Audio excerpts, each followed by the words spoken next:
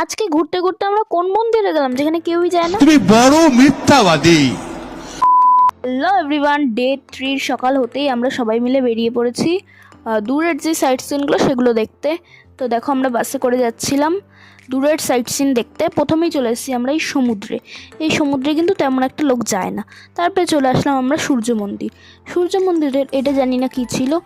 তারপরে দেখো সূর্য মন্দিরটা কত বছরের পুরনো আর নিখুঁতভাবে কাজ করা। আমার তো খুবই ভালো লাগে সূর্য মন্দির। তারপরে দেখো এই গাছটার মধ্যে কতগুলো বক বসেছিল। তারপরে এই দেখো 10 টাকার নোটের পিছনে যেই চাকাটা থাকে সেটা কিন্তু সূর্য মন্দিরে আছে। তারপরে দেখো আমরা কতজন মিলে যাচ্ছিলাম বাসে করে। তারপর দেখো কত সুন্দর সুন্দর রাস্তা। তারপর আমরা চলে আসলাম ধবলগিরি। ধবলগিরিতে এই মন্দিরটা কিন্তু অনেক রং করেছে। আমরা 4 বছর আগে এসে কিন্তু এরকম দেখিনি। তারপরে শিব ঠাকুর দেখে নিলাম। তারপরে বুদ্ধ মন্দিরে আসলাম।